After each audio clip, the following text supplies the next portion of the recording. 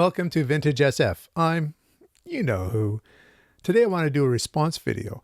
A video in response to Ben at Grammaticus Books' list of his top 10 book covers. These are 10 book covers that he's taken from his shelves to show you. He thinks that they have great cover art. I call them Ben's 10. I'll have a link to his video in the description to this one here, and I want to make a playlist. You too could select 10 books from your library for their cover art. The only rules that Ben gave is that each artist can only be represented by one cover, and the other one, that it's in your library. Now, as I was going through my library, I very quickly found 10 books. I think that this could change day to day. I probably could make 5 to 10 of these videos with cover art. But here's the cover art that I identified today that I think is spectacular. I want to put them in order, chronological order of their publication. So we're going to start with this first one here, copyright 1953. This is not the 1953 edition though. This is the edition that I found in my school library when I was a young lad in middle school. It was a very influential novel to me at the time. Childhood's End by Arthur C. Clarke. In this case, the cover art is by Dean Ellis. Obviously, there's a lot of nostalgia in this pick for me, but the green cover and the frightened people running underneath, the one person standing out in the front there has that red shirt which really stands out. And the UFO type structure of that craft, the huge craft, you can see by the Empire State-like building that it's huge because it's still behind the tower there. This represents the craft that has come to Earth and is hovering over the city. It provides that ominous feel that I think is needed for the first part of the novel. Now, Arthur C. Clarke is a UK writer, and this next one is another UK writer. This novel was first published in 1956. The Death of Grass by John Christopher. This Penguin edition takes the cover art from the hardcover that was published in 1956 by Michael Joseph. The art is by Trevor Denning. I love the use of color in this cover art. We see what looks like a family struggling in the background, coming up a hill, and a protagonist most likely leading them. The one man in the background has a gun. What are they fleeing from? Where are they going? There's a sense of a dangerous journey. By the way, if I didn't mention it, Childhood's End and The Death of Grass are spectacular novels.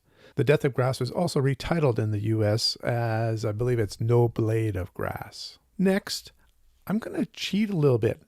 I have 2 books that are going to count as one. These books came out in 1959. They are A Treasury of Great Science Fiction, edited by Anthony Boucher. They really look great together on the shelf, the way they match up on the spines. The cover art and design is by Sidney Bujkes. I love its simplicity, the sense of motion with the rockets taking off, the inverted use of black and white on the 2 covers. This is a very handsome duology. So that Treasury of Science Fiction was the first US publication that I'm featured here. The next one actually takes us back to the UK. John Wyndham, Chalky, from 1968. This cover comes from the early 80s by an artist named Peter Lord. He did 10 covers for 10 of John Wyndham's books. Penguin published them all together in the late 70s to early 80s. This set of covers are my favorite covers for John Wyndham's work. Many of you know that John Wyndham is one of my favorite authors. Very influential in my journey in SF. In this cover, Peter Lord really communicates to me what Chalky is about. Chalky has an imaginary friend in his head. His parents start to get concerned about the conversation that he has with this imaginary friend. Is it truly an imaginary friend? Or is it something more? The cover here seems to show an alien landscape below, and Chalky staring into the void. When you stare into the abyss stares back. I love the sense of innocence just with the pencils coming out of his pocket. This is one of my favorite John Wyndham novels. And next, one of my favorite Bob Shaw novels. Very early on in this channel's history, I started reviewing the Ace Science Fiction specials from the 1960s.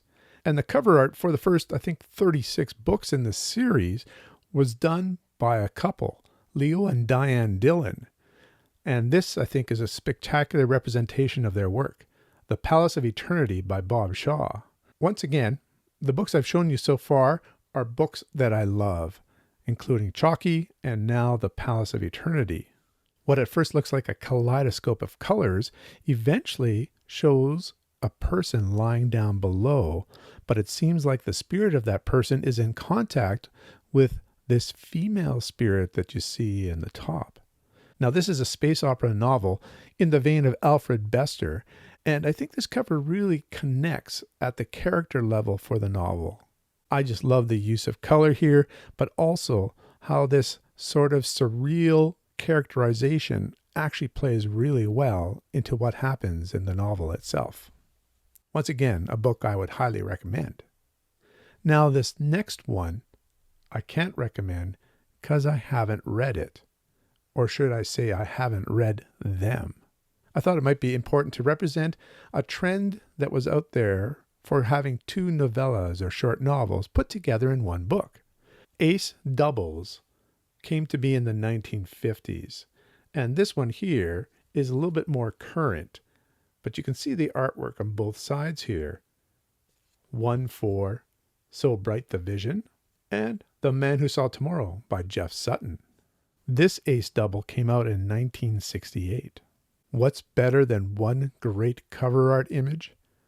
Two great cover art images for the price of one. The cover art for So Bright the Vision is by Gray Morrow, and the cover art for The Man Who Saw Tomorrow by Jack Gaughan. So now let's return to books that I have read and can recommend.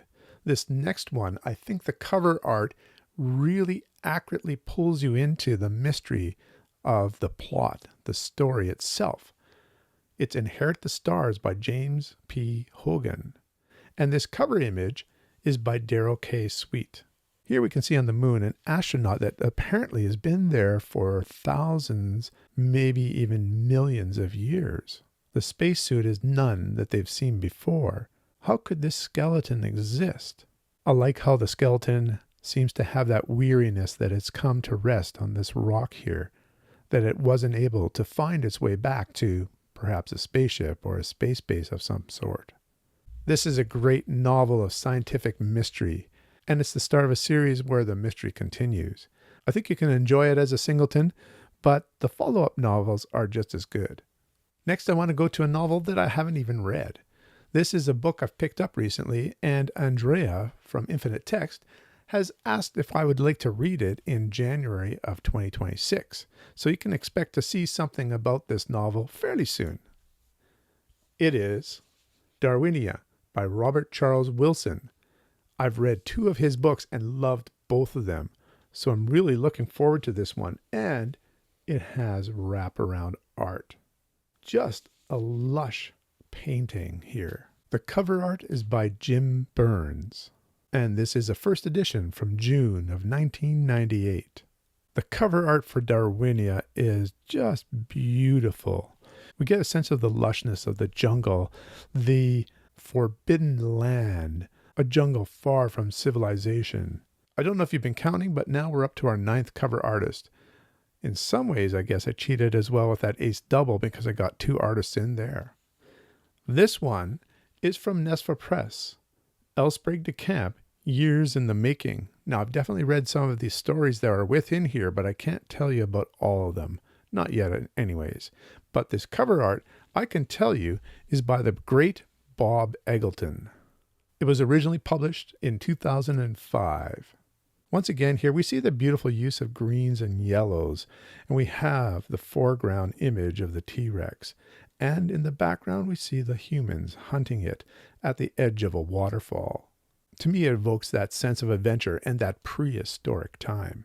In some ways, it's like the Darwinia cover, and it brings in those lush greens and yellows, giving that feel of a jungle. And now we're going to move to the most contemporary novel with a cover image that I think fits with all these different decades as well.